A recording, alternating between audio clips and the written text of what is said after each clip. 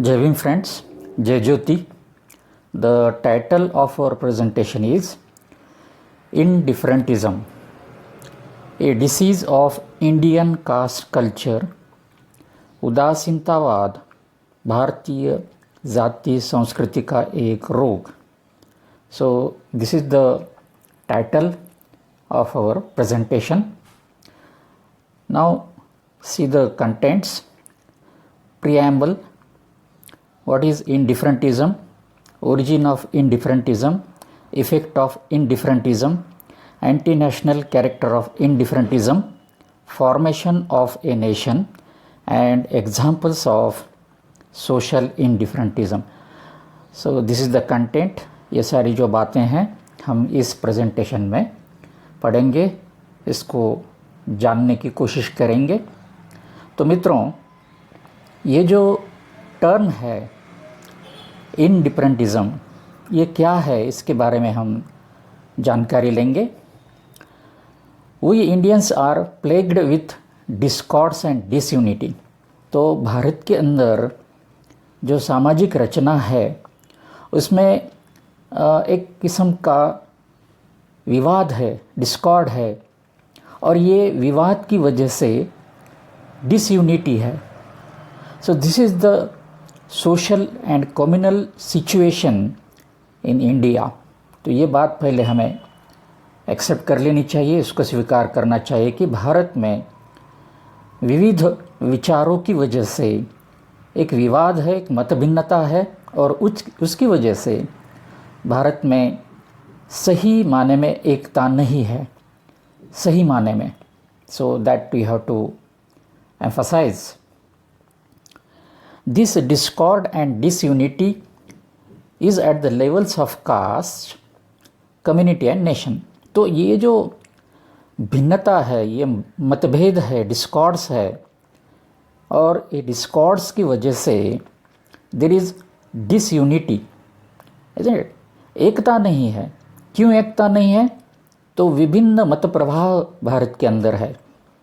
ये सारे विभिन्न मत प्रभाव जो है, जो रिलीजियस के रूप में है, कुछ जाति की धारणाएं हैं, कुछ परंपराएं हैं, उसकी वजह से मतभिन्नता है, जिसे हम डिस्कॉर्ड्स कहते हैं. And due to these discords there is disunity among the people from different caste and community. So this is the basic situation which is prevalent in India. Bharat के अंदर ये परिस्थिति है, इसको हमें स्वीकार करना चाहिए. तो ये जो मत भिन्नता है, ये जो वैचारिक भेद है, ये कास्ट के लेवल पे है, और कम्युनिटी के लेवल पे है, और देश के लेवल पे भी है. तो this is the situation and this is the basis of this entire presentation. This disunity is not yielding any salubrious consensual output at national levels. तो ये जो डिसयूनिटी है, जो भिन्नता है, जो एकता का अभाव है, इसकी वजह से there is no salubrious consensual outputs at national level. तो नेशन में एकता नहीं है, एक वाक्यता नहीं है, जो बौद्धिक और मानसिक रूप में और साइकोलॉजिकल लेवल पे जो एक राष्ट्रीय एकता होनी चाहिए, वो एकता नहीं है. इस बात को हमें स्वीकार करना चाहिए, क्योंकि ये वास्तव है. So this is the situation, isn't it? और इससे क्या होता है कि जो डिसयूनिटी है, जिसे हम सोशल डिसयूनिटी कहेंगे, तो ये क्यों है? So let us find the root cause of this social disunity. ये तो भारत के अंदर जो सामाजिक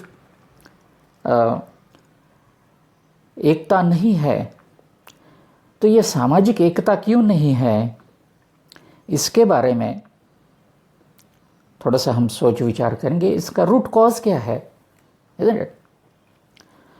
This presentation is founded on a key thought expounded in Annihilation of Caste by Dr. बाबा साहब अम्बेडकर।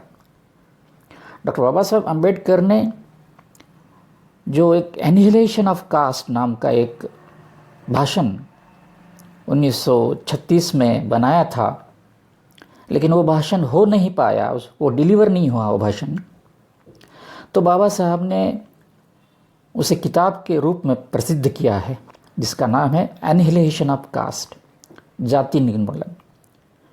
तो इस किताब में ये शब्द है इंडिफरेंटिज्म, और ये जो प्रेजेंटेशन है ये उसी के आधार पे मैंने बनाया है। So you can refer this annihilation of caste in Dr. Baba Saheb Ambedkar Writing and Speeches, Volume 1, page 55, Section 11. So this is the reference. So I took this particular term from Annihilation of Caste. अभी ये जो presentation है, इस presentation का जैसे मैंने बताया कि ये बुक है Annihilation of Caste by doctor Baba Saheb Ambedkar.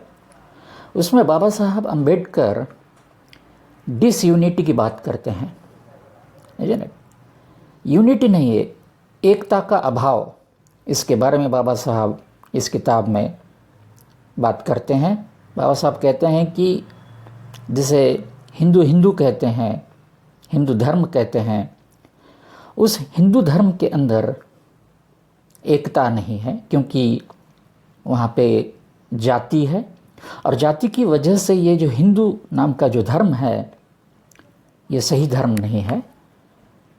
So peoples are divided on the basis of different caste, therefore Hindu religion is not a real religion, it is a pseudo religion.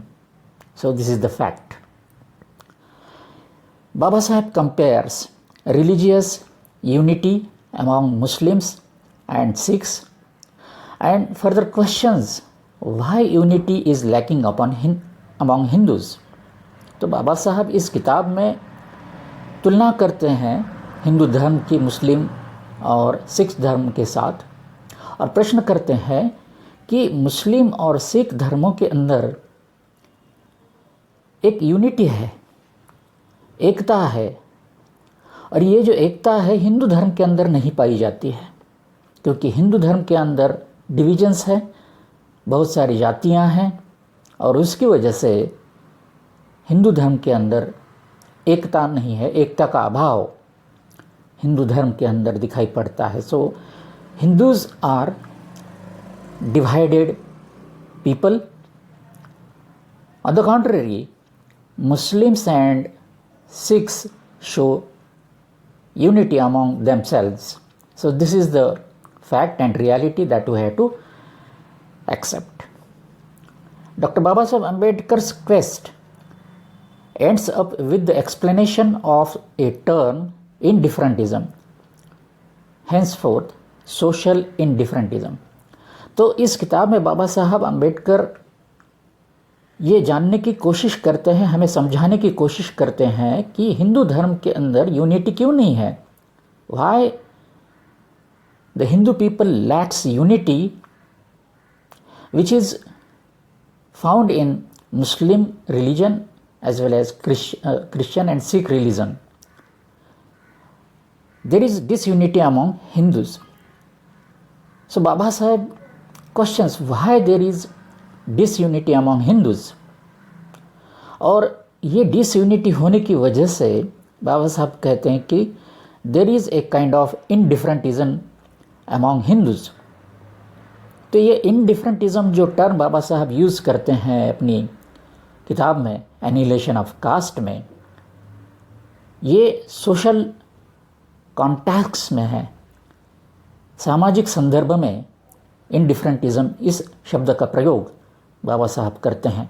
So therefore we have to understand this terminology indifferentism in respect to social indifferentism. तो आगे हमें यह ध्यान रखना है कि ये इंडिफरेंटिज्म जो है, उदासीनतावाद, ये उदासीनतावाद इस शब्द को बाबा साहब ने सामाजिक संदर्भ में उसे इस्तेमाल किया है, इंडिफरेंटिज्म। सो henceforth we have to understand and we have to articulate this term indifferentism in terms of social indifferentism. So that thing we have to keep in mind. Baba Saheb defines the term indifferentism as a mental disease that has been inflicting Hindus that culminated in national disunity. तो एक महत्वपूर्ण बात बाबा साहब यहाँ हमें बताते हैं कि ये जो indifferentism है, isn't it, which is social indifferentism, this indifferentism is a kind of mental disease. It is a psychological disease that has been inflicting Hindus and which is ultimately culminating in national disunity.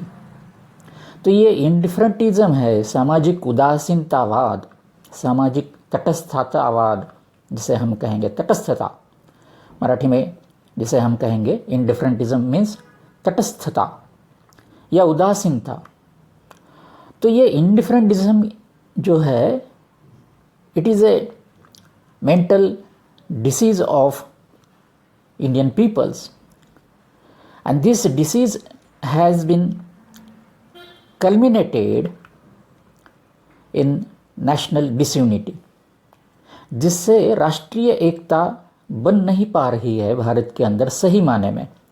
भले ही हम geographically एक India as a nation में रहते हैं, लेकिन we are mentally divided.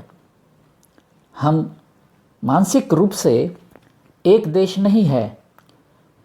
भले हम भौगोलिक रूप से एक देश है, लेकिन मानसिक रूप से भारत ये एक देश नहीं है. उसकी वजह है इंडिफरेंटिज्म.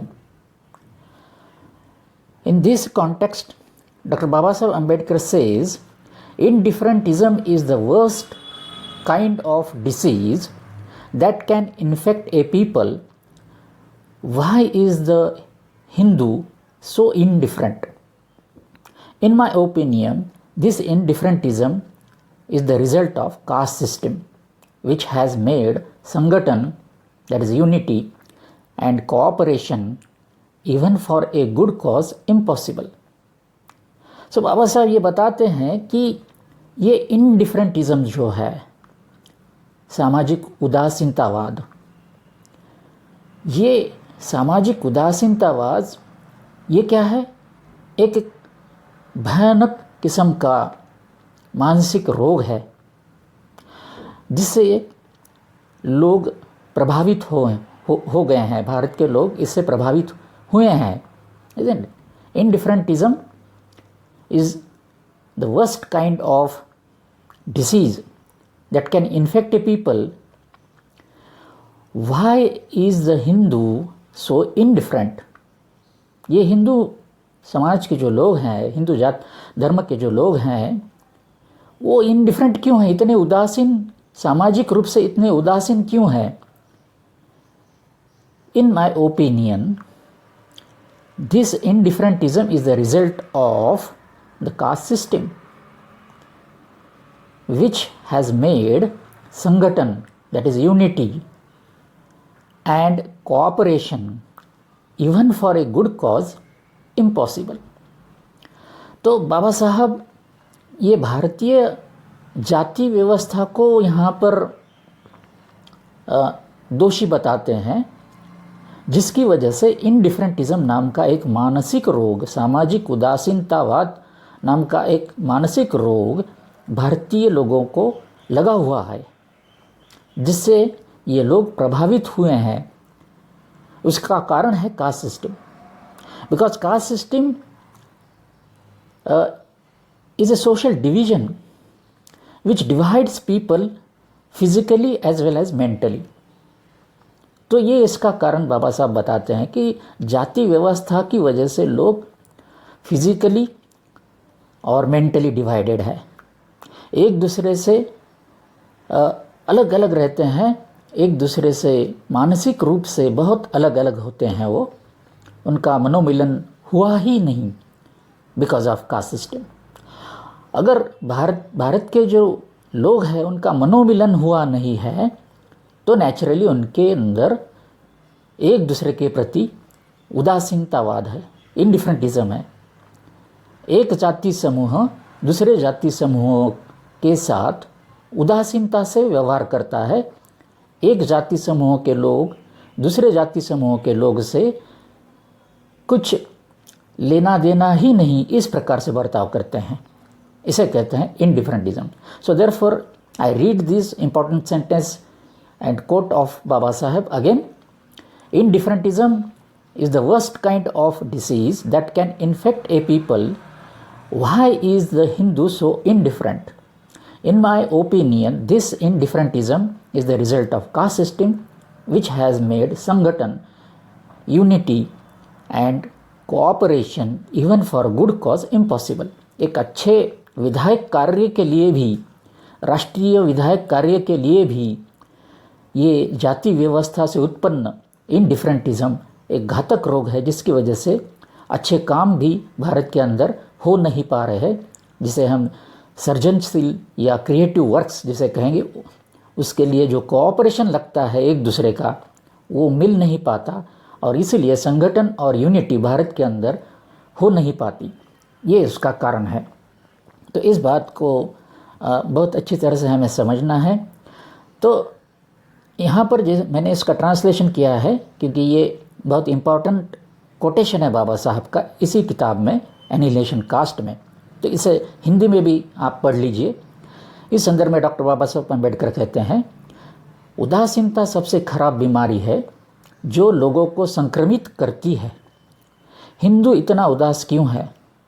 मेरी राय में यह उदासीनता जाति व्यवस्था का परिणाम है, जिसने संगठन यानी कि एकता और अच्छे उद्देश्य के लिए सहयोग को भी असंभव बना दिया है। So this is the thing, है ना।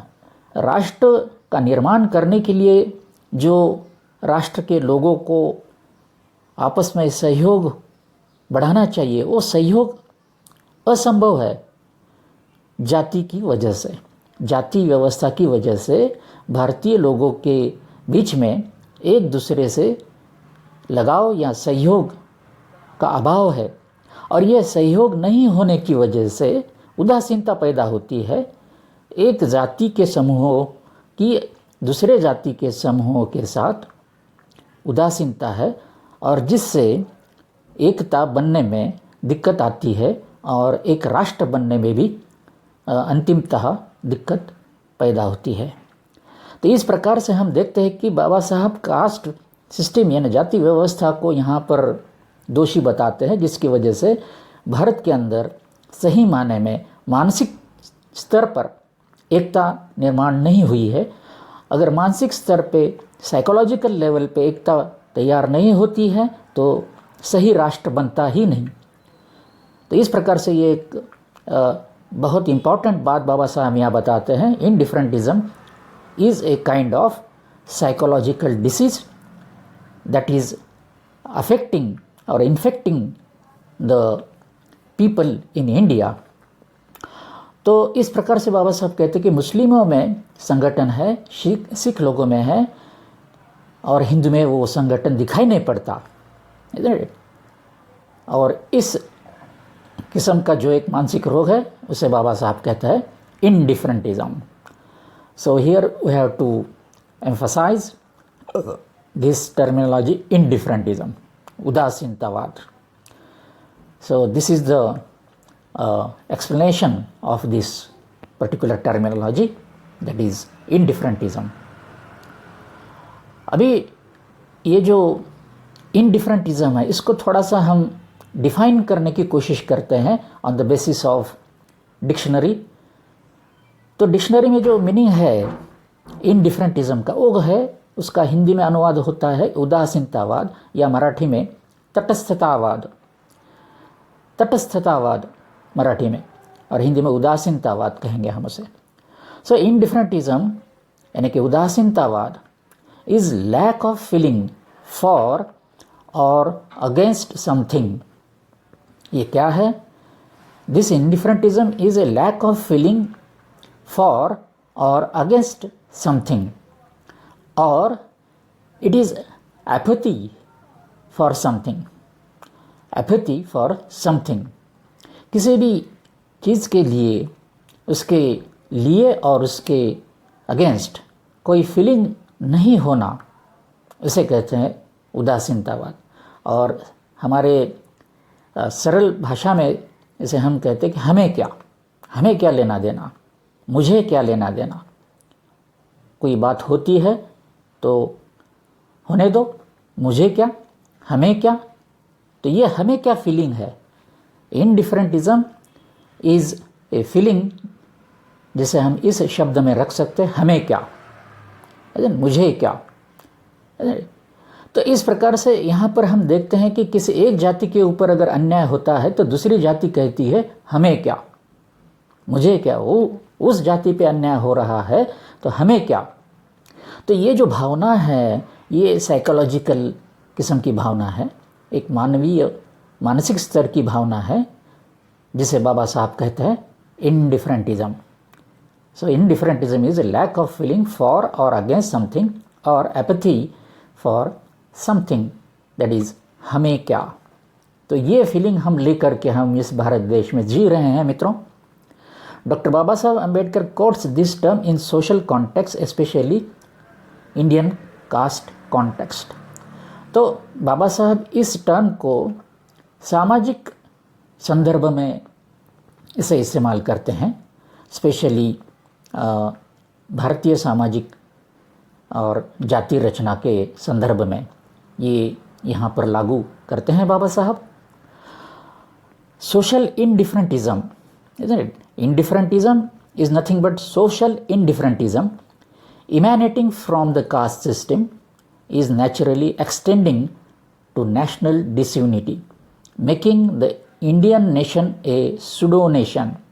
तो ये सामाजिक उदासीनतावाद जिसका निर्माण जाति व्यवस्था से हुआ है, तो ये जाति व्यवस्था से उभरा हुआ सामाजिक उदासीनतावाद यानी कि सोशल इनडिफरेंटिज्म, इसका परिणाम क्या हो रहा है, नेशनल डिसयूनिटी में हो रहा है ना, राष्ट्रीय एकता का अभाव, इसमें इसका रूपांतर हो रहा है।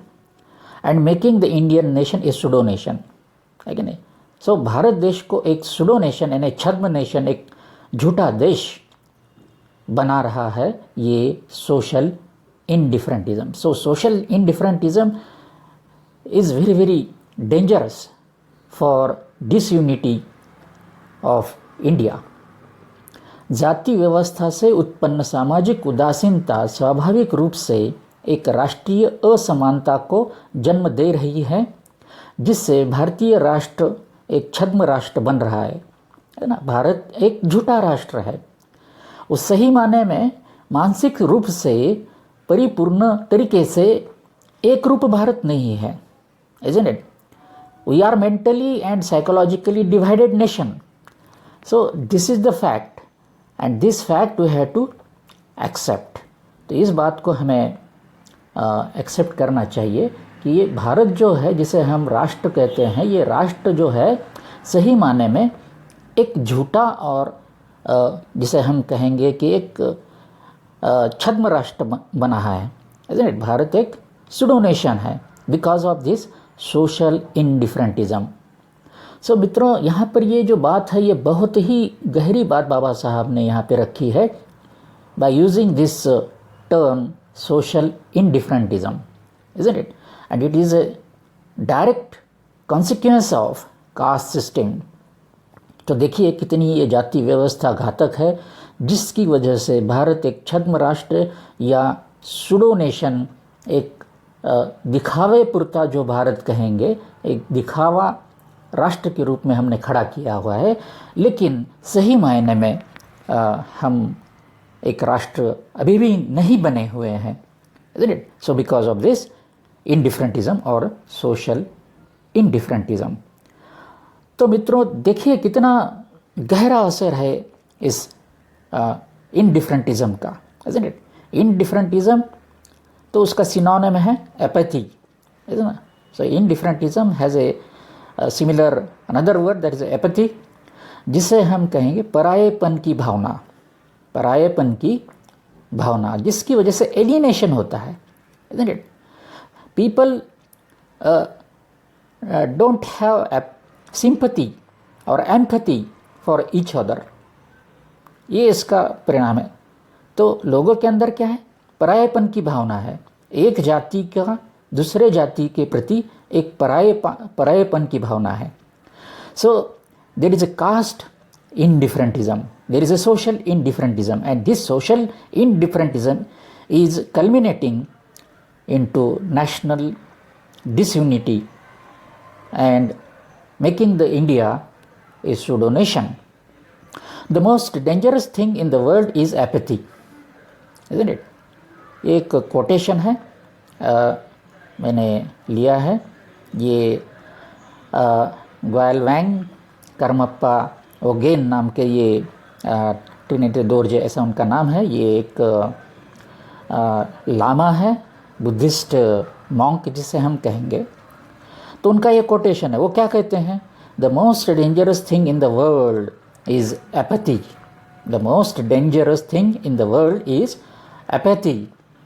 We think of weapons, violence, warfare, disease as terrible dangers, and indeed they are, but we can take measures to avoid them. But once our apathy takes hold of us, then it is disaster which has no recourse.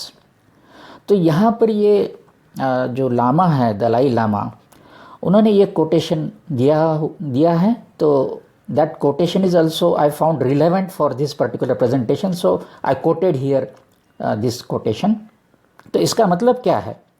दुनिया में सबसे खतरनाक चीज़ उदासीनता है। दुनिया में सबसे खतरनाक चीज़ उदासीनता है। हम हथियारों, हिंसा, युद्ध, बीमारी को भयानक खतरों के रूप में जानते हैं और वास्तव में वे हैं, लेकिन हम उनसे बचने के लिए उपाय कर सकते हैं। लेकिन एक बार जब हमारी सामाजिक उदासीनता हम पर हावी हो जाती है तो यह आपदा है जिसका कोई इलाज नहीं है। परम पावन 17वें ग्वालवांग कर्मा ओगेन ट्रिनलेट दोर्जे। तो इनका ये कोटेशन है मित्रों। तो आप यहाँ देखेंगे कि किस प्रकार से this indifferentism that is apathy is dangerous, isn't it? तो यहाँ पर ये दोर्जे साहब ने बहुत सही तरीके से बताया कि हम सोचते हैं कि ये हथियार, हिंसा, युद्ध, बीमारी ये मानव के लिए बहुत बड़े खतरे हैं। ठीक है, ये वास्तव में है खतरे, लेकिन इनसे बचने के लिए हम उपाय कर सकते हैं। लेकिन सामाजिक उदासीनता यानी कि इंडिफरेंटिज्म अगर हम पर हावी हो जाती है तो ये इस प्रकार की आपदा है जिसका कोई इलाज नहीं है। तो इस बात को हमें समझना चाहिए। Indifferentism is dangerous kind of psychological disease that cause havoc to the national unity. तो ये भावना हमें है जो समझना ज़रूरी है, भारत में वो प्रचलित है। अब ये जो इंडिफरेंटिज्म इसका ओरिजिन क्या कहाँ है? What is the origin of indifferentism? Doctor Baba Saheb Ambedkar questions why there is fraternity among Muslims, Sikhs and Christians. तो बाबा साहब अम्बेडकर एनिहिलेशन कास्ट में ये प्रश्न रखते हैं कि ये जो मुस्लिम समूह है ना, सिख धर्म है, क्रिश्चियन धर्म है, इनके बीच में इनके जो लोग हैं, इन लोगों में एक किस्म का भद्रभाव है जो कि हिंदू में दिखाई नहीं पड़ता है। इन लोगों में ये भद्रभाव क्यों है और हिंदू में क्यों नहीं है? On the contrary there is archaic disunity among Hindus, why? तो ये प्रश्न बाबा साहब पूछते हैं कि ये जो धर्म के लोग हैं, मुस्लिम धर्म के हो या सिख धर्म के हो या क्रिश्चियन धर्म के लोग हैं, इनमें क्या है? एक यूनिटी है, एक फ्रैटर्निटी है, भातृभाव है, जबकि हिंदू धर्म के अंदर जो लोग हैं इनके बीच में एक डिसयूनिटी है, एकता का अभाव है, और वो भी बहुत सालों से हैं। अर्काइक डिसयूनिटी इज देयर। तो ऐसा क्यों है, ये बाबा साहब प्रश्न पूछते हैं। Disunity among Hindus is due to indifferentism. तो ये डिसयूनिटी जो हिंदूज के अंदर है, हिंदू लोगों के अंदर है, वो किस वजह से है? तो इनडिफरेंटिज्म की वजह से। Then what is the origin of this indifferentism among Hindus? तो इसका ओरिजिन कहाँ है? इनडिफरेंटिज्म का ओरिजिन यानी उत्पत्ति कहाँ है? Hindus suffer this drawback owing to their religious philosophy inscribed in their Brahminical scriptures. So यहाँ पर ये बाबा साहब सही जवाब देते हैं। ये जो जवाब है, बाबा साहब ने खुद प्रश्न किया और खुद उसका जवाब दिया है कि बाबा साहब कहते हैं कि Hindu suffer this drawback owing to their religious philosophy inscribed in their Brahminical scriptures. तो ये ब्राह्मणी धर्मशास्त्र के अंदर जो तत्वज्ञान लिखा है, वहाँ ये इनडिफरेंटिज्म का उगम है। यहाँ से ये जाति व्यवस्था निर्माण हुई है, और उस जाति व्यवस्था की वजह से ये जो धर्म ग्रंथ है, उनकी जो तत्व है, वो तत्वों से इस इनडिफरेंटिज्म का उगम होता है।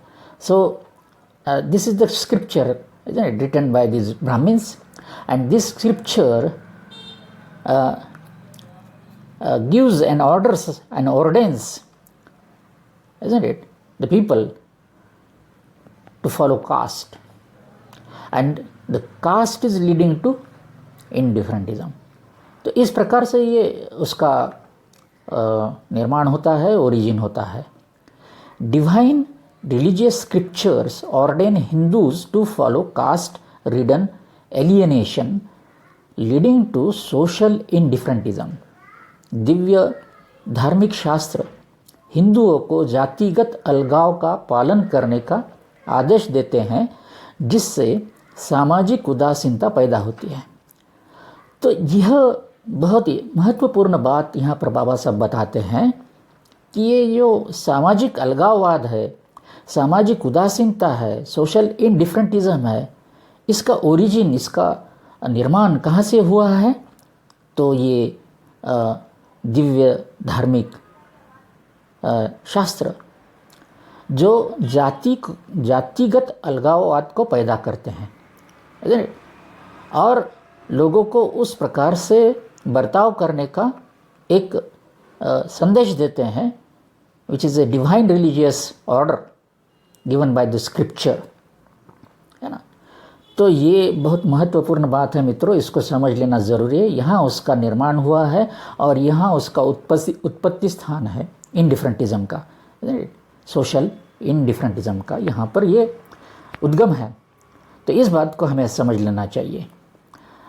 तो इस प्रकार से हम देखते हैं कि ये जो इनडिफरेंटिज्म है ये पैदा कहाँ हुआ है? तो ये इसका निर्माण यहाँ पर हुआ है अनजस्ट ब्राह्मणिकल स्क्रिप्चर्स, ब्राह्मणवादी धर्मशास्त्र में इसका निर्माण है।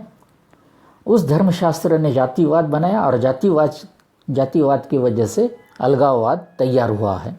तो ये जो धर्मशास्त्र होते हैं ये हज़ारों साल से चले आ रहे हैं और हमारे मस्तिष्क पे इसका असर होते रहा है पीढ़ी दर पीढ़ी। तो ये अनऑफिशियल ट्रेनिंग चलते रहती है। ये it is not a official training, it is a religious training taking place from generation to generation in Indian subcontinent. ये भारत के अंदर चलते आ रही है ये ट्रेनिंग फॉर मेनी ईयर्स। ये धर्मशास्त्र का पठन होते रहता है और धर्मशास्त्र में जो बातें बताई हैं इसका असर पीढ़ी दर पीढ़ी होते रहता है। और उसकी वजह से क्या होता है, उसका परिणाम ये हो रहा है कि there is a conditioning of ignorant masses. अज्ञानी जनता की मानसिक अवधारणा बनते जाती है, कंडीशनिंग ऑफ माइंड। ये साइकोलॉजिकल प्रोसेस है। ये अज्ञानी जो जनता है, जनता जो होती है वो उतना विचार नहीं करती है। तो ये सामान्य जो जनता है वो तकरीबन अज्ञानी होती है, तो उसकी मानसिक अवधारणा करने का काम ये धर्मशास्त्र करते रहते हैं through this many years of training. और फिर इसका जो परिणाम होता है, impact of this training for many years and many generation leads to caste alienation and social distancing, जातिगत अलगाव और सामाजिक दूरी, ये उसका परिणाम है, isn't it? तो जाति के अंदर एक दूसरे के प्रति कोई भ्रातृभाव नहीं है, एक दूसरे के प्रति कोई स्नेह नहीं है, कोई ऋणानुबंध नहीं है, कोई फ्रेंडशिप नहीं है, कोई फ्रैटर्निटी नहीं है। So we are lacking fraternity here because of these precedent processes, and these processes are continuously taking place surreptitiously, unofficially, in the garb of religion। ये धर्म और रिलीजन की नाम पर ये जो ब्राह्मणवाद का जो विचारधारा है, ये जो शोषणवाद की विचारधारा है, इसका परिणाम होते होते कई साल गुजर जाते हैं और उसका परिणाम होता है कि caste alienation and social distancing, जातिगत अलगाव और सामाजिक दूरी, ये इसका परिणाम होता है और वह हुआ है। Generational training of many years, और ये ऐसा जनरेशन टू जनरेशन चलते रहता है। And there is indifferentism towards other caste and religion, अन्य जाति और धर्म के प्रति उदासीनता का भाव मस्तिष्क में तैयार होता है और उसकी वजह से एक जाति के समूह के लोग दूसरे जाति के समूहों के लोगों के प्रति कोई भ्रातृभाव या कोई लगाव उनके बीच में रहता नहीं है। वहाँ पर होता है इनडिफरेंटिज्म, सोशल इनडिफरेंटिज्म, कास्ट इनडिफरेंटिज्म, ये उसका परिणाम है। तो इसको बाबा साहब ने बहुत ही सटीक तरीके से समझाने की कोशिश की है, isn't it? और ये पीढ़ी दर पीढ़ी हो रहा है। ये मानो कि एक आनुवंशिक तौर पे ये चल रहा है ना, inheritance of thoughts for many generation.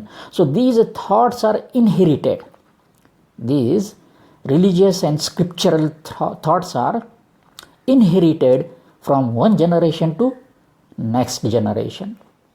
तो ये पीढ़ी दर पीढ़ी इसका पठन होते रहता है under the guidance of this Brahmanical people, एंड ये होते रहता है, इसका इनहेरिटेंस हो रहा है, इसका अगली पीढ़ी में इसका ट्रांसमिशन हो रहा है।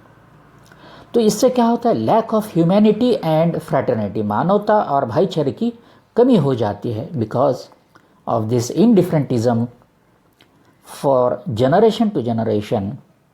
ये इनडिफरेंटिज्म की भावना जो है ये अगले जनरेशन में पास होते रहती है और उसकी वजह से फ्रैटर्निटी कम होते चली जाती है। मानवतावाद और भाईचारे का अभाव होने की वजह से ये होता है। एंड अल्टीमेटली द क्लाइमैक्स, उसका जो रिजल्ट है अंतिमतः वो क्या होता है, indifferentism, social indifferentism. This is the climax of this process, isn't it? Lack of fraternity, उसके साथ डिसएसोसिएशन, isn't it? भाईचारे की कमतरता, isn't it? Lack of fraternity plus disassociation that result into social indifferentism, isn't it? Lack of fraternity along with disassociation leads to social indifferentism, isn't it? तो ये इसका जो परिणाम है वो क्या है, भाईचारे की कमी, सामाजिक उदासीनता, असहचार्य, और उससे पैदा होता है सामाजिक उदासीनता। सो this is the result of this entire process which goes on generation to generation, and ultimately it result into social indifferentism. So friends, we have to understand this root cause. The root cause is unjust this social religious scriptures written by Brahminical minds, तो इस बात को इस प्रकार से हमें समझना ज़रूरी है मित्रों, क्योंकि बाबा साहब इस इनडिफरेंटिज़म शब्द का वहाँ डिफाइन करते हैं, लेकिन इसका जो पूरा विश्लेषण है तो इस प्रकार से है, ये बहुत गंभीर परिणाम हो रहा है देश के ऊपर, जिसे हम लोग समझ नहीं पा रहे हैं। सो इफेक्ट ऑफ इनडिफरेंटिज़म क्या हो रहा है, इसका जो परिणाम है ये दूरगामी परिणाम है, राइट। ये जनरेशन टू जनरेशन चल रहा है, तो इसका परिणाम बहुत लंबा है। इसका असर देश के ऊपर हो रहा है। देश का जो राष्ट्रीय एकता जिसे हम कहते हैं वो शब्दों में रह गई है, एक्चुअल में राष्ट्रीय एकता नहीं दिखाई पड़ती है। At mental level there is no national unity. Social repercussions of indifferentism led unfriendliness. It led to unfriendliness among masses and lack of public conscience.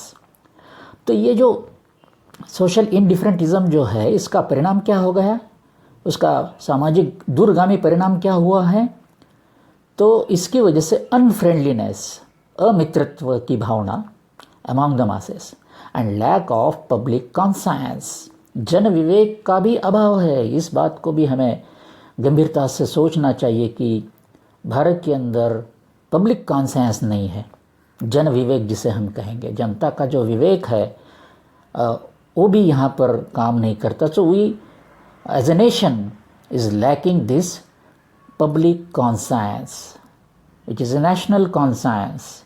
This national conscience is absent, isn't it, among the citizens of India. तो ये जो है, ये public कॉन्सायंस जो है, जन विवेक जिसे हम कहेंगे, वो जन विवेक का अभाव भारत के अंदर दिखाई पड़ता है। तो भारत की जो जनता है विवेकवाद से परे हैं, उनके अंदर विवेक नहीं है। कोई किसी जात समूह पर अगर कोई अत्याचार होता है तो उस जात समूह के लिए दूसरा जात समूह मदद के लिए आता नहीं है। तो ये जो है, तो मानवता के प्रति जो विवेक होना चाहिए, अत्याचार के प्रति जो विवेक होना चाहिए, वो विवेक ही हमारे समाज के अंदर दिखाई नहीं पड़ता है। So we lack public conscience, we feel indifferent to the atrocities that is taking place against certain sections of the society. In this context, it is relevant to quote William Morris. In this context, it is relevant to quote William Morris. ये William Morris नाम के एक तत्ववेत्ता है जिसे बाबा साहब ने अपने annihilation of cast में इसे कोट किया है। वही कोट मैं आपके सामने रखना चाहूँगा। ये विलियम मॉरिस क्या कहते हैं, ये सामाजिक जो उदासीनतावाद है, इनडिफरेंटिज्म है, उसका परिणाम क्या होता है। विलियम मॉरिस के शब्दों में, the great treading down the little, the great treading down the little, the strong beating down the weak, cruel man fearing not, kind man daring not, wise man caring not. So very real situation which is the result of social indifferentism. सामाजिक उदासीनतावाद की वजह से जो परिणाम हुआ है उसे William Morris के शब्दों में बाबा साहब ने कोट किया है। बलशाली लोग छोटे लोगों को कुचलते हैं, बलशाली लोग छोटे लोगों को कुचलते हैं, ताकतवर लोग कमज़ोर लोगों को पीटते हैं, क्रूर लोग डरते नहीं हैं, दयालु लोग हिम्मत करते नहीं है, और बुद्धिमान लोग परवाह करते नहीं हैं। तो ये सिचुएशन बन गई है भारत की। भारत में ये परिस्थिति अभी देखने को मिलती है। क्या होता है कि बलशाली जो लोग हैं वो छोटे लोगों को कुचलते हैं, ताकतवर लोग कमज़ोर लोगों को पीटते हैं, क्रूर लोग डरते नहीं हैं, दयालु लोग हिम्मत करते नहीं हैं, और बुद्धिमान लोग परवाह नहीं करते हैं। तो ये इसका परिणाम है। लेकिन इसमें बहुत महत्वपूर्ण बात जो है, तो वाइज मैन केयरिंग नॉट, ये जो है ये बहुत ही घातक है। क्योंकि जो इंटेलेक्चुअल क्लास है, this intellectual class is also becoming indifferent to the social atrocities. Bharat के अंदर जो एट्रॉसिटीज़ हो रहे हैं, whether it is these atrocities are against certain caste or women, isn't it? तो intellectual class is very much indifferent to this atrocities. तो ये जो पढ़े लिखे लोग हैं, wise man, they are not caring about this atrocities. बुद्धिमान लोग इसकी परवाह नहीं कर रहे हैं, हमें क्या, किसी के ऊपर अत्याचार होता है तो हमें क्या। सो ये हमें क्या की भावना ये इंटेलेक्चुअल लोगों में आई है बिकॉज ऑफ दिस इनडिफरेंटिज़म। तो यहाँ पर हमें ये बात को समझना है कि indifferentism is a very dangerous kind of psychological disease which is causing public lack of public conscience. ये इनडिफरेंटिज़म की वजह से क्या हो रहा है, लैक ऑफ पब्लिक कॉन्सेंस, जन विवेक का अभाव हो रहा है। और ये जो इंटेलेक्चुअल क्लास है, this intellectual class is also not caring about the atrocities on the down trodden. जो दलित और पददलित और कमज़ोर लोग हैं उनके ऊपर जो अत्याचार होते हैं उसके प्रति ये वाइज मैन यानी कि बुद्धिमान लोग उसकी परवाह नहीं कर रहे हैं। ऐसी परिस्थिति भारत के अंदर नज़र आती है मित्रों। तो इससे हमें समझना चाहिए कि इनडिफरेंटिज़म की वजह से लैक ऑफ पब्लिक कॉन्सेंस यानी जन विवेक का अभाव, और जो इंटेलेक्चुअल और एजुकेटेड लोग हैं वो केयर नहीं कर रहे हैं, बुद्धिमान लोग परवाह नहीं कर रहे हैं, ये उसका एक गंभीर परिणाम हमें इनडिफरेंटिज़म का दिखाई पड़ता है मित्रों। तो इस प्रकार से हम समझते हैं कि इनडिफरेंटिज़म का जो कैरेक्टर है वो कैसा है, anti national character of indifferentism. Indifferentism, social indifferentism, सामाजिक उदासीनतावाद का जो कैरेक्टर है, उसका फीचर है ना, वो कैसा है, एंटी नेशनल है। So anti national character of indifferentism.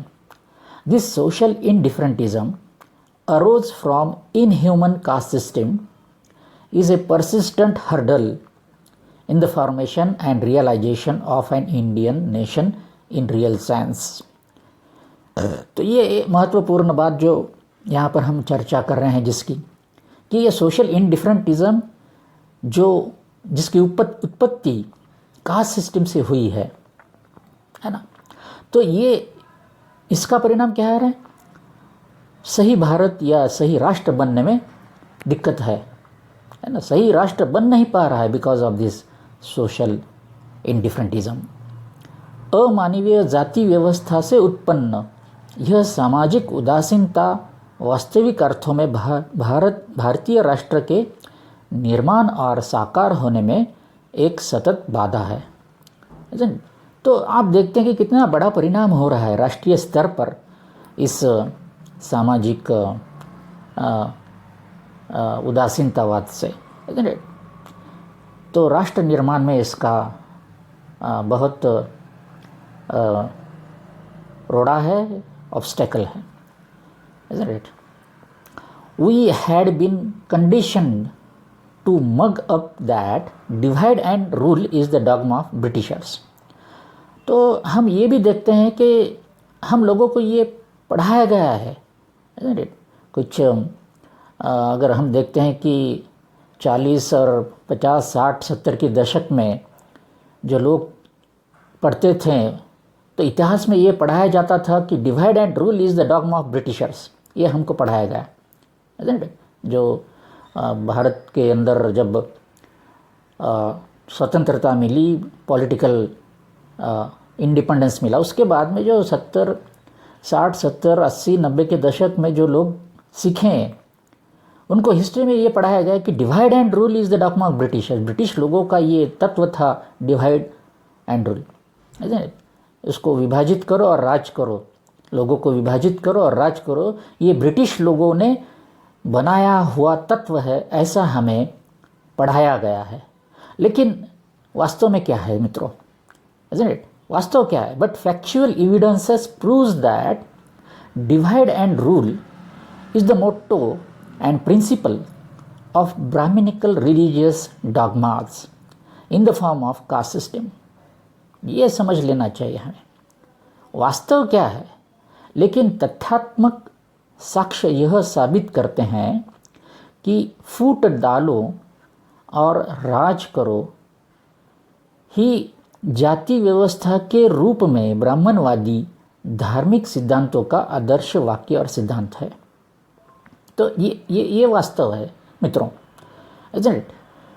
तो हमें पढ़ाया गया कि divide and rule is the dogma of Britishers, ये हमें पढ़ाया गया, लेकिन वास्तव में क्या है?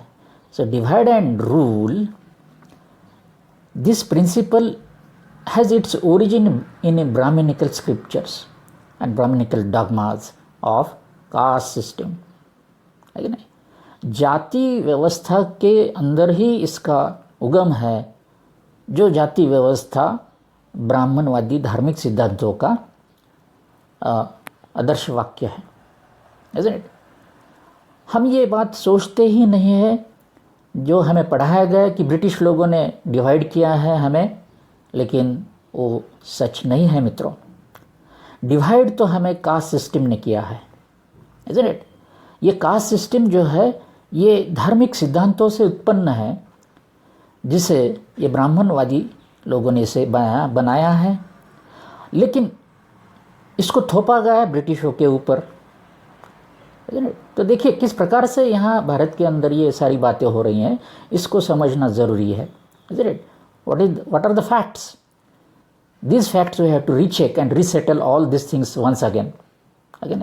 इसको फिर से रिव्यू करना है और इसको समझना है। We have been meekly accepted this dogma, but today we are empowered to know by Buddha, Phule, Shahu, Periyar, Ambedkar chain of philosophy that divide and rule is the official dogma of Brahminical social order, that is BSO. So this is the fact. ये जो fact है इसको हमें समाज के सामने लाना बहुत ज़रूरी है। This is the fact, isn't it?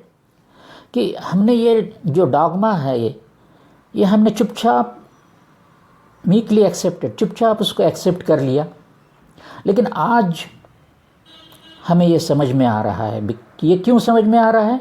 Because of Buddha, फुले, शाहू जी महाराज, पेरियार, अंबेडकर। तो ये लोगों की एक श्रृंखला है, ये लोगों की फ़िलॉसफ़ी है। जब ये फ़िलॉसफ़ी हमने पढ़ा तो हमारे समझ में आया, क्या समझ में आया हमारे? तो हमारे ये समझ में आया कि this divide and rule is the official dogma of Brahmanical social order. ये ब्राह्मणिकल सोशल ऑर्डर का ऑफिशियल डॉगमा है, ऑफिशियल है, रिलीजियस डॉगमा है। इस बात को हम आज समझ पा रहे हैं, isn't it? So thanks to Buddha, Phule, Shahu, Ambedkar, Periyar chain of philosophy। तो मित्रों इस प्रकार से इसको रीइंटरप्रेट करने की ज़रूरत है on the basis of logics and factual evidences. तो इस बात को इस प्रकार से जब हम समझेंगे तो हमें समझ में आता है, isn't it? अब ये भारत जो होता है ना, तो ये भारत देश क्या सही माने में देश है? एक बड़ा सवाल मेरे जहन में आते रहता है, और ये हमारे महापुरुषों ने भी बताया है, समझा है, बताने की कोशिश की है कि सही भारत देश एक देश है। बाबा साहब ने तो इसके ऊपर बहुत सारा भाष्य किया है। क्या भारत सही देश है सही माने में? Is there national unity among the different caste and the people of India? क्या है नेशन, है ना? भारत देश ये, और ये देश कैसे बनता है, isn't it? नेशन बनने की जो प्रक्रिया है वो क्या है? तो नेशनल फीलिंग्स होना चाहिए लोगों के अंदर। नेशन बनाने के लिए there should be national feelings. ये नेशनल फीलिंग्स जब तक लोगों के अंदर पैदा नहीं होती तो देश नहीं बनता है मित्रों। तो ये नेशनल फीलिंग को डेवलप करना पड़ता है। ये कैसे डेवलप होगी national feeling? Through associated mode of living and interaction. ये बाबा साहब ही कहते हैं, ये ना, ये बाबा साहब का ही शब्द है, associated mode of living and interaction among the different caste and different religions. तो भिन्न भिन्न जाति के जो लोग हैं, भिन्न जाति के लोगों के बीच में, भिन्न धार्मिक समूहों के बीच में एक एसोसिएटेड मोड ऑफ लिविंग और इंटरेक्शन होना ज़रूरी है।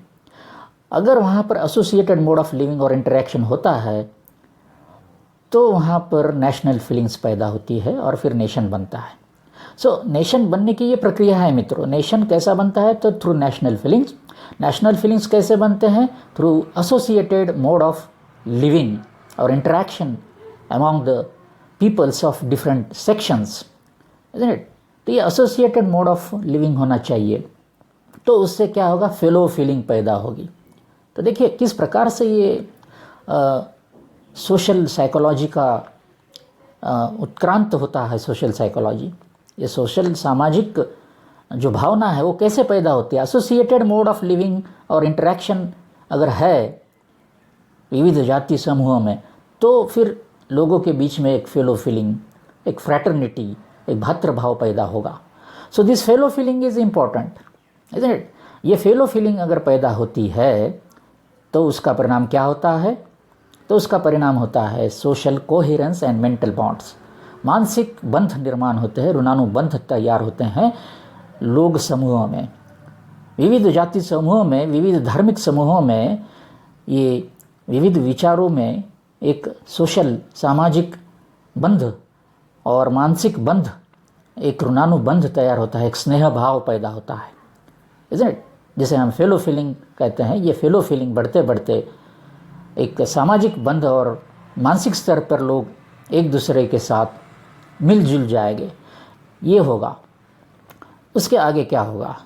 उसके आगे फिर फ्रेटर्निटी और ब्रदरहुड आएगा, है ना, भातृभाव, है ना, भाईचारे की भावना ये पैदा होगी। ये मेंटल बॉन्ड्स अगर तैयार हो गए तो there will be fraternity, brotherhood. फिर उससे बनेगा, क्या बनेगा? एंडोगैमी। उसके आएगा आगे की प्रोसेस क्या है? Endogamy, intercaste, inter religious marriages plus psychosomatic exchange. So ये बहुत ही इम्पॉर्टेंट बात यहाँ पर तैयार होगी मित्रों। ये फीलिंग्स इस तरह से बढ़ते बढ़ते अगर सालों से बढ़ते गई तो उसका परिणाम क्या होगा? एंडोगैमी होगी। ये भी बहुत इम्पॉर्टेंट शब्द बाबा साहब ने हमारे लिए दिया है, एंडोगैमी, इज़न्ट इट? तो ये अंतर्जातीय विवाह जिसे हम कहते हैं कि endogamy, that is intercaste marriages, inter religious marriages. ये मैरिजेस होंगे तो खून की मिलावट होगी, है ना। ये खून की मिलावट होगी तो साइकोसोमैटिक एक्सचेंज होगा, है ना। शारीरिक, भौतिक और मानसिक लेन देन होगा। तो ये लेन देन जब तक नहीं होता है भौतिक और मानसिक स्तर पर, इन the form of marriages, endogamy के स्तर पर, तब तक सही माने में देश बनता ही नहीं। तो ये बाबा साहब ने ये सारी श्रृंखला हमको समझाई है मित्रों, है ना। ये इस प्रकार से देश बनते जाता है, देश यूं ही नहीं बनता है ना। So this is the most important what can say step I want to emphasise and highlight here. ये बहुत इम्पॉर्टेंट बात यहाँ पर होती है कि एंडोगैमी, है ना, जिसे हम कहेंगे कि inter caste and inter religious marriages, और उससे फिर साइकोसोमैटिक एक्सचेंज होगा, है ना। साइकोलॉजिकल, भौतिक और मानसिक रूप से एक दूसरे के प्रति एक रूपता की भावना पैदा होगी, है। और फिर आगे क्या होगा? फिर अफेक्शन बढ़ेगा, किथ एंड किन मेंटालिटी तैयार होगी, है ना। एक दूसरे से एक नाता तैयार होगा। भारत के अंदर जो लोग हैं, डिफरेंट कास्ट के लोग, उनके बीच में एक नाता तैयार होगा, एक एफिनिटी बनेगी, एक अफेक्शन बनेगा at the level of mental level पे ये होनी चाहिए। और फिर क्या होगा? फिर अंततः there will be social homogeneity, सामाजिक एक रूपता जो बनेगी। सामाजिक एक रूपता बनने के बाद फिर बनेगा नेशन। तो मित्रों देखिए, ये बहुत बड़ी प्रक्रिया है, एक देश बनने की प्रक्रिया है। ये सही माने में होनी चाहिए। खाली राष्ट्रगीत गाने से या झंडे को सलूट मारने से काम नहीं बनता है। इसे कहते हैं फॉर्मेशन ऑफ नेशन। ये बाबा साहब ने समझाई हुई बात है मित्रों। इस बात को हमें समझ लेना चाहिए। बाबा साहब ने ये सारी बातें हमें समझाई हैं कि ये देश और नेशन कैसे बनता है। तो पहले नेशनल फीलिंग आए। ये नेशनल फीलिंग कैसे आएगी? तो associated mode of living and interaction among the different caste and different religion, then there will be fellow feeling, and this fellow feeling will ultimately leads to social coherence and mental bonds will be developed, and then there is a formation of fraternity and brotherhood. And this important step is that there will be endogamy, intercaste marriages, interreligious marriages, and there will be psychosomatic exchange. ये psychosomatic exchange यानी कि भौतिक और मानसिक exchange होना चाहिए, and it will ultimately result into affection, and there is a relation of kith and kin type of mentality, and there is social homogeneity, and ultimately this kind of nation सही तरीके से एक राष्ट्र बनेगा। तो मित्रों, इसको समझना चाहिए। लेकिन ये जो है ये प्रक्रिया ये नहीं हो रही है बिकॉज ऑफ दिस सोशल इंडिफरेंटिज्म। ये एकता क्यों नहीं हो रही है? ये जो एकता हमें अपेक्षित है इस प्रकार की, ये एकता क्यों नहीं बन रही है? ये प्रक्रिया क्यों नहीं हो रही है भारत के अंदर? ये सारी प्रक्रिया नहीं हो रही है भारत के अंदर। Why this process is not taking place in India? Because of social indifferentism, सामाजिक उदासीनता। ये रोग हमको लग गया है मित्रों, है ना, सोशल इंडिफरेंटिज्म। ये जो बहुत बड़ा रोग है, हमारी ये मानसिकता है, इस मानसिकता की वजह से, सोशल इंडिफरेंटिज्म की वजह से, तो यहाँ पर ये नेशन नहीं बन पा रहा है because of this social indifferentism. So this is the root cause, this is the root cause. Social indifferentism is the big mental disease that people are suffering। ये बाबा साहब ने अपने कोटेशन में जो बताया ना मित्रों, वो ये है, ये उसका परिणाम है। तो इस बात को हमें समझना चाहिए मित्रों, ये बहुत बड़ी बात है। अब हम थोड़ा सा एग्जाम्पल लिए नए उदाहरण देखेंगे कि भारत के अंदर जो इंडिफरेंटिज्म है ये पुराना रोग है। भारत को ये पुराना रोग लगा हुआ है इंडिफरेंटिज्म का, सोशल इंडिफरेंटिज्म, सामाजिक उदासीनता। ये जो रोग है ये बहुत पुराना रोग है क्योंकि जाति व्यवस्था पुरानी है। अब ये एक एग्जाम्पल मैं आपके सामने रखना चाहूँगा, 1927-30 का ये एग्जाम्पल है। तो ये देखिए कि सामाजिक उदासीनतावाद, सोशल इंडिफरेंटिज्म का बहुत बड़ा उदाहरण मैं आपके सामने रखूँगा। 1927-30 के बीच में ये हुआ था। तो मैं यहाँ प्रश्न करना चाहूँगा कि वाई डिड मिस्टर एम के गांधी, ये गांधी जी, एम के Gandhi and contemporary upper caste leaders were indifferent to humanitarian movement led by Dr. Baba Saheb Ambedkar at Mahad in 1927।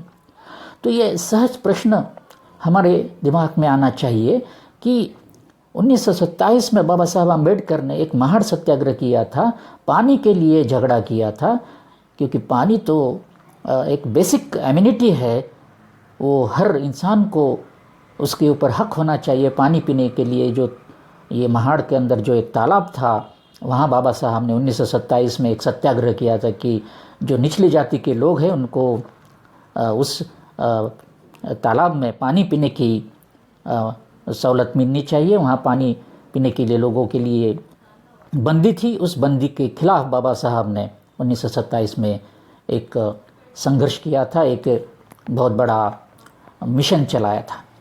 उस मिशन के दौरान ये मिस्टर गांधी और उनके साथी जो भी उस वक्त मौजूद थे, है ना, साथ इनके सबके साथी थे ना, ये गांधी जी थे, नेहरू थे, पटेल थे, सावरकर थे, है ना, ये सारे लोग 1927 में जिंदा थे। अगर ये गांधी जी, सावरकर, है ना, पटेल, नेहरू, ये सारे लोग 1927 में अगर जिंदा थे और बाबा साहब ये महाड़ का सत्याग्रह पानी के लिए कर रहे थे, पानी के लिए, कोई बड़ी चीज़ नहीं, पानी के लिए सत्याग्रह हो रहा था कि भाई निचले जाति के लोगों को पानी पीने के लिए ये तालाब खोल दिया जाए। ये 1927 की बात है। तब उस वक्त ये सारे जो ऊंची जाति के जो लोग थे, जिसमें ये गांधी थे, नेहरू थे, पटेल थे, सावरकर थे, है ना, और बहुत सारे लोग थे, तो ये कहाँ गए थे?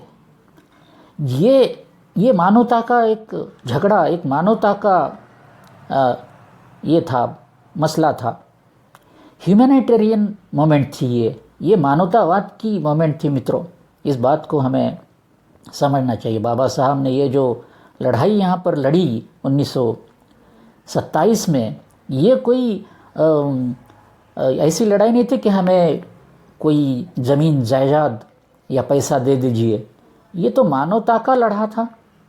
ये मानवता का, जिसे हम कहेंगे पानी तो कुत्ते बिल्लियों को मिलना चाहिए, तो ये मानवता का लड़ा था, है ना, ऐसा वैसा लड़ा नहीं था 1927 का। तो तब ये लोग कहाँ थे, ये मेरा एक सवाल आपके सामने है।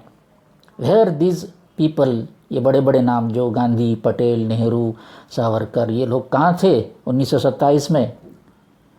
ये क्यों बाबा साहब के साथ नहीं आए? बाबा साहब तो लड़ाई दे रहे थे, तो ये क्यों नहीं आए? ये इनडिफरेंटिज्म था उनके बीच में।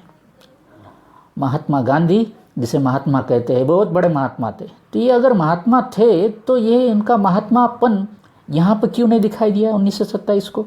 Why this mister Gandhi was indifferent to the humanitarian movement led by Dr. Baba Saheb Ambedkar in 1927, है ना। गांधी, पटेल, नेहरू, सावरकर, ये लोग इनडिफरेंट थे, सामाजिक उदासीन था, ये उदासीनता ये लोगों के अंदर थी। ये लोग सोच रहे थे हमें क्या लेना देना, बाबा साहब लड़ रहे हैं, उनके लोगों के लिए लड़ रहे हैं, लड़ने तो हमें क्या की ये भावना यहाँ पर है, देखिए। So here you can see this how indifferentism, social indifferentism was acting at the mental level, isn't it, among these so-called leaders, from higher caste. तो ये ऊंची जाति के जो लोग थे वो indifferent थे, उदासीन थे बाबा साहब के ये मानवतावाद की जो लड़ाई थे उसके प्रति, ये उदासीन लोग थे, isn't it? तो इस बात को हमें समझ लेना चाहिए, isn't it? आप देखते हैं कि ब्राह्मणिकल फिलॉसफी क्या है। देखो Brahmanical philosophy, a dog can drink water but human can not. You can see here a dog is drinking water here and this humans are waiting for water to quench their thirst. तो कितनी ये विडंबना है मित्रों। देखो, a dog can execute his natural right here, but these humans cannot execute their humanitarian right here. तो इस वक्त ये जो उच्च जाति के लोग थे वो कहाँ थे? they were indifferent. उसका जवाब ये है कि they were indifferent to this agitation. वो indifferent थे, उनको लेना देना नहीं था, हमें क्या, है ना। ये लोग लड़ते हैं पानी के लिए, भीख मांगने तो हमें क्या, ऐसा ये लोगों का मानसिकता थी, ये लोगों की ये मानसिकता थी, है ना। These people were least bothered about this humanitarian aspect of this mission. Human rights or animal rights, क्या है ये? Human rights है या animal rights है? Indifferentism of upper caste for human rights. The issue was of high versus low caste. तो यहाँ पर ये indifferentism है मित्रों, and this indifferentism is due to this high caste versus low caste. ये जो इनके दिमाग में था, ये high caste के लोग हैं, they are indifferent to the this mission of downtrodden people. तो इस प्रकार से हम देखते हैं कि ये 1927 को बहुत बड़ा indifferentism हमें दिखाई पड़ता है मित्रों।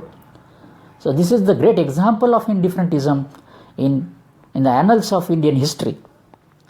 Why did not Mr. Gandhi and other caste leaders support humanitarian cause of Kalaram temple movement led by Dr. Baba Saheb Ambedkar in 1930? तो 1930 को भी एक बाबा साहब अम्बेडकर ने कालाराम टेम्पल का जो मूवमेंट चलाया था कि हमें भी इस भगवान का दर्शन लेने के लिए जाना है कालाराम टेम्पल नासिक में, लेकिन वहाँ पर भी जो पिछड़ी जाति के लोग हैं वहाँ उन लोगों को कालाराम टेम्पल में प्रवेश नकारा गया। तो उस वक्त भी गांधी जिंदा थे, पटेल जिंदे थे, है ना, नेहरू जिंदे थे, उसके बाद में सावरकर थे। तो ये लोग कहाँ गए? इन्होंने क्यों सपोर्ट नहीं किया डॉक्टर बाबा साहब अम्बेडकर का ये जो मूवमेंट चल रहा था, इसको इसलिए सपोर्ट नहीं किया कि वहाँ पर उनका सोशल इनडिफरेंटिज्म था। So social indifferentism was acting in their mind superstitiously, और this is abstract concept, isn't it. तो यहाँ पर हम देखते हैं कि ये कालाराम मंदिर टेम्पल की जो एंट्री थी, तो ये झगड़ा, उसका ये फ़ोटो है मित्रों। तो इसमें ये बाबा साहब का ये झगड़ा चल रहा था। तो उस वक्त ये सारे जो ऊंचे जाति के लोग थे, they were indifferent to this cause. तो ये जो लोग थे ऊंची जाति के, तो ये they were indifferent. So this is the case of social indifferentism, isn't it. तो इस प्रकार से हम समझते हैं कि ये इनडिफरेंटिज्म का मामला बहुत पुराना मामला है, क्योंकि ये साइकोलॉजिकल रोल है, isn't it. Where was these upper caste people during Kalaram Mandir agitation? Great social इनडिफरेंटिज्म। ये बहुत ही महान सोशल इनडिफरेंटिज्म का उदाहरण है मित्रों। ये लोगों ने सिद्ध कर दिया कि social indifferentism is a great psychological disease that is inflicting to the people. ये इससे सिद्ध होता है। So this is the example from history. तो ऐसे बहुत सारे एग्जाम्पल हैं मित्रों, है ना। Examples of social indifferentism, many examples are there. ये रिसेंट एग्जाम्पल है, यहाँ पर you can see this Rohit Vemula PhD scholar from Hyderabad coerced to suicide, and this another lady called Dr. Payal Tadvi, a Bhil Adivasi, bullied to commit suicide by high caste colleagues. So this is the recent example in this case, and this is the present example in 20s, isn't it? 2022, 21, 23. So in these years we can see this cases took place. वो तो मैंने 1927-30 की बात कही, लेकिन ये जो है तो ये आज की बात है, इज़न्ट इट। ये रोहित वेमुला पिछड़ी जाति का, ये पायल तड़वी पिछली जाति की, इन दोनों को भी मरने पे बाध्य कर दिया इस व्यवस्था ने, है ना। They committed suicide because of the social pressures and coercions. ये कोहर्सिव सुसाइड्स है, ये सिंपल सुसाइड्स नहीं है, isn't it. These are the coercive suicides, है ना। प्रवृत्त की गई आत्महत्या। सामाजिक लेवल पे इन लोगों को इनडिफरेंट है। अब इन्होंने आत्महत्या की तो बाकी के लोगों को उसका कोई लेना देना ही नहीं ना। So this is called social indifferentism. इसके ऊपर किसी ऊंची जाति के लोगों ने भाष्य नहीं किया, किसी ऊंची जाति के लोगों ने इसके ऊपर सोचा नहीं ये क्यों हुआ, या इसको प्रतिबंधित करने के लिए, इस अट्रॉसिटीज़ को रोकने के लिए ऊंची जाति के लोगों ने क्या किया? कुछ नहीं किया, because of this social indifferentism. सो मित्रों, यहाँ पर देखते हैं कि सोशल इनडिफरेंटिज्म किस तरह से काम करता है। Why high caste authorities and people were indifferent to the atrocities of backward caste persecution. उच्च जाति के अधिकारी लोग पिछड़ी जाति के उत्पीड़न के प्रति उदासीन क्यों है ना। ये लोग क्यों उदासीन है? ये उच्च जाति के जो लोग हैं, why they are indifferent, isn't it. तो इसके बारे में हमें थोड़ा सा सोचना चाहिए मित्रों। एग्जाम्पल ऑफ सोशल इनडिफरेंटिज्म, इसको कंटिन्यू करते हुए ये भी बातें मैं आपके सामने रखना चाहूँगा। ये रोहित वेमुला है, दर्शन सोलंकी है, अनिकेत अंबोरे है, पायल तड़वी, तो ऐसे बहुत सारे एग्जाम्पल्स है ना। These are the young students from different institutions and they were forced to commit suicide because of social atrocities. तो इनके ऊपर जो अत्याचार हुए हैं, सोशल एट्रॉसिटीज़ हुए हैं, उसके बारे में ऊंची जाति के जो लोग हैं उनका क्या कहना है? These are Dalit students in higher educational institutions, they were abetted to suicide through various means of caste torture. ये उच्च शिक्षण संस्था में दलित छात्र हैं, उन्हें जातिगत उत्पीड़न के विभिन्न तरीकों से आत्महत्या के लिए उकसाया गया। तो ये केसेस हुई हैं 2020-22 में। Why high caste authorities and people indifferent to the atrocities of backward caste persecution. उच्च जाति के अधिकारी लोग पिछड़ी जाति के उत्पीड़न के प्रति उदासीन क्यों है? क्योंकि there is social indifferentism. So this social indifferentism is working since long, है ना। बहुत सालों से ये काम कर रहा है सोशल इनडिफरेंटिज्म, इज़न्ट इट। ये भी है एक एग्जाम्पल है ना। ये राजस्थान का दलित इंसान है, पिछड़ी जाति का, Jitendra Meghwal. he was killed for his stylish mustache, so you can see, isn't it? ये बहुत गहरी चोट लगाने वाला इसका ये रूप है। ये पिछड़ी जाति का है तो इसकी मूछें देखिए, इसने ये गॉगल पहन रखा है ना। ये हाथ ऐसे एक कड़ा पहन के रखा है। तो ये इसको इस मेघवाल को मार दिया गया। क्यों मार दिया? तो इसने इस प्रकार की मूछ रखी है, इज़न्ट इट? तो ये निचली जाति का है, तो इस प्रकार से उसका रूप नहीं होना चाहिए, isn't it? Why high caste are angry with low caste attires? Why so indifferentism among high caste people on the murder of low caste people? ऊंची जाति के लोग नीची जाति के पहनाव से क्यों नाराज़ है? नीची जाति के लोगों की हत्या पर ऊंची जाति के लोगों में इतनी उदासीनता क्यों है? Isn't it? So this is the question. Why high caste authorities people indifferent to the atrocities of backward caste persecution? उच्च जाति के अधिकारी लोग पिछड़ी जाति के उत्पीड़न के प्रति उदासीन क्यों हैं? तो ये प्रश्न है मित्रों। उसका जवाब है सोशल इंडिफरेंटिज्म। ये सोशल इंडिफरेंटिज्म ये लोगों के जहन में बहुत गहराई से बनाया गया है जाति व्यवस्था के माध्यम से। 2022 की ये घटना है। यहाँ पर हम देखते हैं कि इंद्र मेघवाल नाम का ये जो 9 साल का बच्चा है ना, एक दलित बच्चा है, इसको इतना पीटा गया कि उसकी मृत्यु हो गई। ये क्यों हुई? तो अपर कास्ट टीचर छैल सिंह है ना, इसने मारा। क्यों मारा? तो ये बच्चे ने वहाँ पे जो मटका रखा था ऊंची जाति के लोगों को पानी पीने के लिए, उस मटके में से पानी पिया है ना। इंद्र मेघवाल ये बच्चे ने, ये पिछड़ी जाति का बच्चा है इंद्र मेघवाल, इसने ऊंची जाति के लोगों के लिए जो एक मटका रखा था पानी का, उसको छुआ और उसमें से पानी पिया। तो उसके लिए उसको ये टीचर ने, जिसका नाम है छैल सिंह, इसने इस इंद्र मेघवाल को इतना पीटा कि ये बच्चे की मौत हो गई। तो ये देखिए, ये बच्चा है, वो 9 साल का बच्चा है ना, इसको इतना पीटा। क्यों पीटा? तो ये मटके को उसने छुआ, इज़न्ट इट? जो मटका ऊंची जाति के लोगों के लिए रखा था, ये निचली जाति का है। इंद्र मेघवाल, ए दलित student and iconic water pot of casteism since 1909 to 2020। तो ये देखते हैं कि ये 1909 में भी बाबा साहब के साथ ये हुआ था, है ना। मटके को छूने से मना किया था सिडनी हेम। So this is the pot and this is a historical pot। बाबा साहब को स्कूल में भी मटके से पानी पीना मनाही था, और सिडनी हेम कॉलेज में भी इंसिडेंस हुआ था बाबा साहब के साथ, उनको ये मटके में से पानी नहीं पिया दिया गया। तो इस प्रकार से हम देखते हैं कि ये अब 2022 की घटना है और बाबा साहब को ये घटना उनके साथ घटी थी। सो this is the iconic what can से water pot of casteism, isn't it? तो इस प्रकार से हम देखते हैं कि ऊंची जाति के जो लोग हैं, why did not upper caste people revolted against this dehumanizing incident against lower caste, isn't it? तो ये बड़ा प्रश्न है। Answer is simple, caste system instilled by Brahmanical social order, ये उसका जवाब है, isn't it?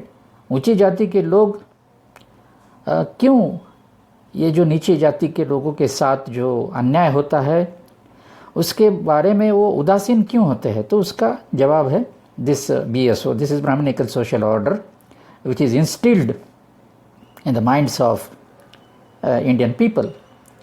This social indifferentism instilled by casteist Brahminical social order is the outcome of this incidents, and social indifferentism is the result of all these things which is enshrined in the Brahminical literature. So in this way we find that this social indifferentism ये बहुत सालों से आज तक चलते आ रहा है, न जाने आगे कितने साल और चलेगा। लेकिन हम यहाँ पर ये बात समझ गए हैं कि सोशल इंडिफरेंटिज्म जो है, सामाजिक उदासीनता का जो इफ़ेक्ट है, वो भारत के मनोविज्ञान में एक बहुत ही महत्वपूर्ण बात ये है, उसका जो महत्व है सोशल इंडिफरेंटिज्म का, सामाजिक उदासीनता का, ये भारतीय मानसिकता का एक बड़ा रोग है। सामाजिक मानसिकता जो होती है समाज की, उसके अंदर ये दिखाई पड़ता है। तो इस प्रकार से हम इस बात को जानते हैं, बाबा साहब ने हमें ये सारी बातें समझाई हैं। So you are educated citizen of India, hence it is your duty to think over these issues. इसके ऊपर हमें सोचना है। When educated mass is silent over these issues of national significance, then who will talk on these issues. जब शिक्षित जनता राष्ट्रीय महत्व के इन मुद्दों पर चुप है, तो फिर इन मुद्दों पर कौन बात करेगा? तो ये बड़ा प्रश्न है। सो इसके ऊपर आप सोचें और समझने की कोशिश कीजिए कि ये जो इंडिफरेंटिज़म है ये कहाँ से आया है, क्यों आया है, और इसका सामाजिक जो परिणाम है वो भारत के राष्ट्र बनने में कितनी बड़ी बाधा है, इसको हम समझना चाहिए मित्रों। Hope you understood this presentation. So thank you very much.